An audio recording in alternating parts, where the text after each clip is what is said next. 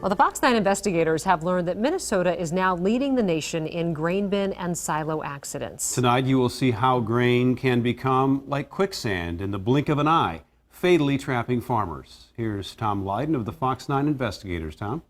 Randy, Kelsey, the wet harvest left Minnesota farmers overworked, underpaid, and very much in danger.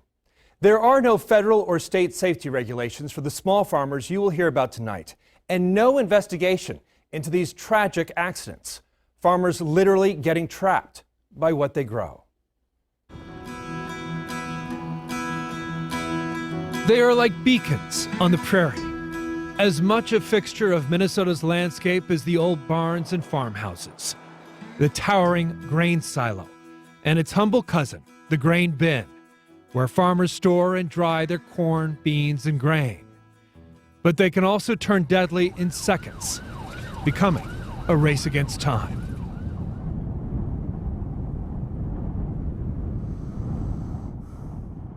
You think back in the day and you wonder if there's anything you could have done because the kids suffered. For Michelle Grand, there is no comfort in a fiction of her son's final moments. People can tell me all they want that he probably went fast, and I know he didn't. There's only the brutal truth of how Landon died at 18. And I know he fought like hell. I know him. He was a fighter. He would have fought like hell to try to get out of there and live.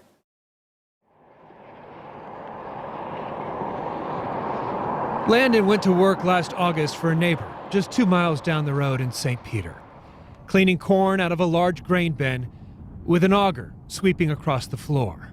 He was working alone. What happened next isn't clear, but according to police reports, Landon's jeans likely got caught in the auger, pulling him into the blades. Both his legs were mutilated, gone below the knee. It was hours before his body was discovered. I wanted to go and hold him, but they wouldn't let me. Why wasn't there anybody there with him? What was so important that they left him alone? The cold, grim reality is that most of those killed in farm accidents die alone. There's no one who sees it happen, no one to call 911. And there's usually not much of an investigation beyond a local sheriff's report. OSHA does not investigate farm accidents unless they happen on an operation with 10 or more employees. And with fewer farmers, bigger machines, farming is more dangerous than ever. Historically, Minnesota ranks third in the nation in farm accidents, with 193 fatalities in the last 56 years. But the last few months have been some of the most dangerous in recent memory. A wet harvest means more mold and clumping, and longer drying in the bin. And with low prices, farmers are holding on to their grain longer. Since last summer, 9 Minnesota farmers have died in grain bins or silos, more than any other state. A few days before Christmas, on a farm near Millerville, 3 members of the Basil family died after exposure to toxic fumes on top of their silo. The other fatalities follow a familiar pattern. Gerald Chisholm, trapped in a bin while working alone. Brandon Schaefer, also alone while trying to break apart frozen corn. Roger Slater, smothered while unloading soybeans. And Gregory Fleck, he had a spotter who walked away for just a couple minutes, and that's all it took. I didn't think I'd ever get caught. I've been in bins all my life, but it happened so fast. Jerry Schwarzrock is one of the lucky ones. Last October, he was clearing out a clog in his silo when suddenly he was trapped. I just came down the ladder and I had that pipe and I just walked in here and came down on the corn, just slid down the corn and took the pipe to push down that couple little lumps, and that's when the corn took off and that's when I got stuck. It's an all too common scenario. Farmers go into a bin without a safety harness to clear out a clog or to scrape grain off the sides. When the auger is operating, it creates a kind of vacuum, sucking them deeper and deeper down into the bin.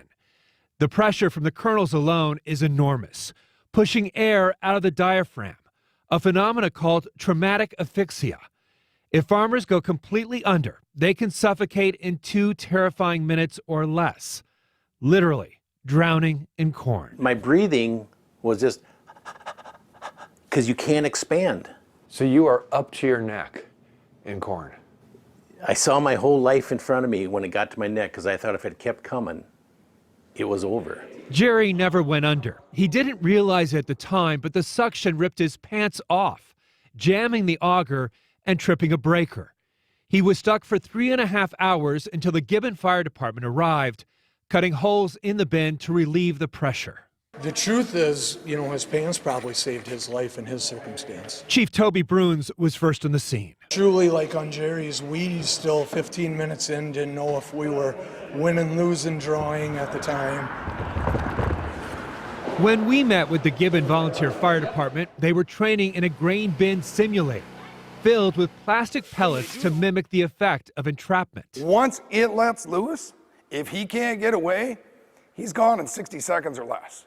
Jack Voles is an expert on grain bin entrapment who trains farmers and first responders. I was born and raised on a farm. I still live on a farm.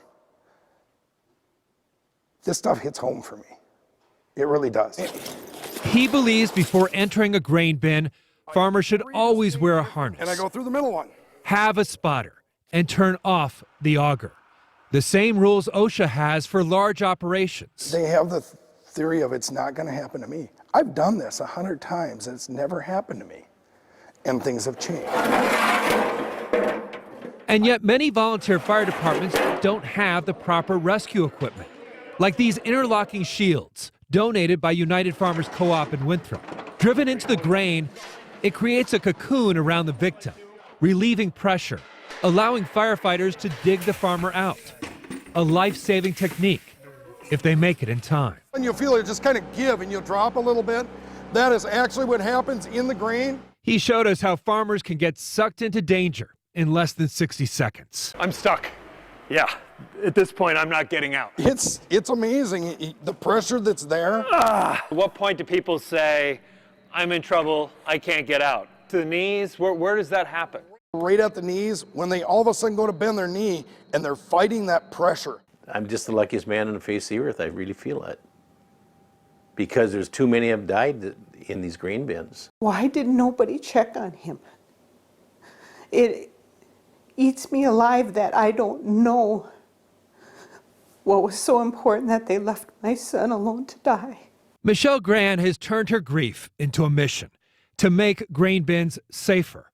She wants harnesses to be mandatory and wants OSHA to regulate even the smallest operations, and believes it's time to build a smarter grain bin with some kind of wristband for farmers to wear with a kill switch for the auger.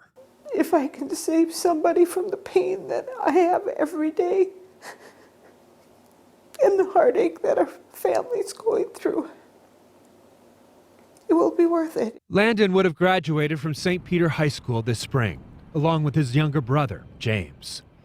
He had dreams of running his parents' hog farm one day, dreams now replaced by a grieving mother's nightmares. I have a lot of dreams of him calling Mom.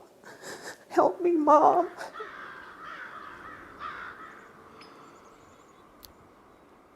Michelle Gran will be at the state capitol tomorrow morning, testifying about grain bin safety. There is a bill that would give farmers grant money to help them buy safety equipment. Michelle hopes it can be called Landons Law. The governor has also signed a proclamation declaring this week Grain Bin Safety Week. So powerful. Yeah, growing up in Indiana, I know the risks and the dangers there. So why aren't small farms regulated by OSHA? It's a very good question. The short answer is Congress and the farm lobby, actually. You know, going back to 1976, Congress has put a rider on the appropriations bill every year that says OSHA rules, procedures, investigations, inspections just do not apply to farms with 10 employees or fewer. Quite frankly, the farmers don't want these burdensome regulations, and this affects a lot of farms. About 93% of all farms are 10 employees or fewer. Right. It's about 1.2 million workers, many of them at opposite end of the spectrum. Lots of young workers and lots of older workers who probably need some protections. Boy, that idea of the kill switch, that would really be something. Brilliant idea, and from what we can find out, no one's really doing that. And you got to get them to use it, too.